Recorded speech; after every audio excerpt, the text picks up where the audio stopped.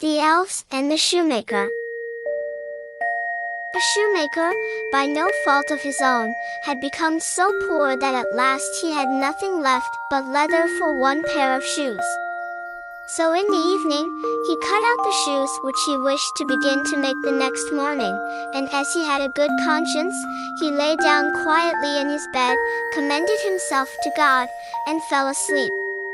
In the morning, after he had said his prayers, and was just going to sit down to work, the two shoes stood quite finished on his table.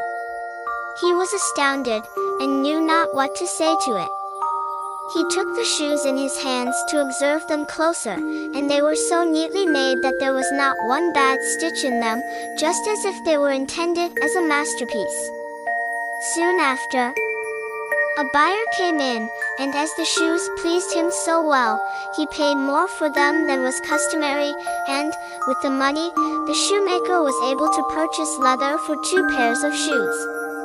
He cut them out at night, and next morning was about to set to work with fresh courage, but he had no need to do so, for, when he got up, they were already made, and buyers also were not wanting, who gave him money enough to buy leather for 4 pairs of shoes.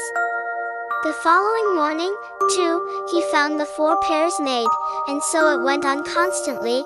What he cut out in the evening was finished by the morning, so that he soon had his honest independence again, and at last became a wealthy man.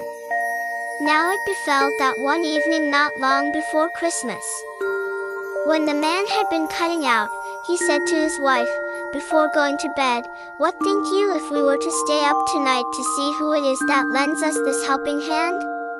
The woman liked the idea, and lighted a candle, and then they hid themselves in a corner of the room, behind some clothes which were hanging up there, and watched. When it was midnight, 2 pretty little naked men came, sat down by the shoemaker's table, took all the work which was cut out before them and began to stitch, and sew, and hammer so skillfully and so quickly with their little fingers that the shoemaker could not turn away his eyes for astonishment. They did not stop until all was done, and stood finished on the table, and they ran quickly away. Next morning the woman said, "The little men have made us rich, and we really must show that we are grateful for it. They run about so, and have nothing on, and must be cold. I'll tell thee what I'll do, I will make them little shirts, and coats, and vests, and trousers, and knit both of them a pair of stockings, and do thou, too, make them 2 little pairs of shoes."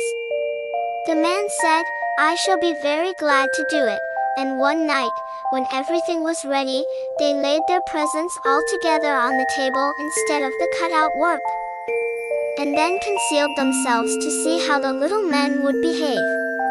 At midnight they came bounding in, and wanted to get to work at once, but as they did not find any leather cut out, but only the pretty little articles of clothing, they were at first astonished, and then they showed intense delight.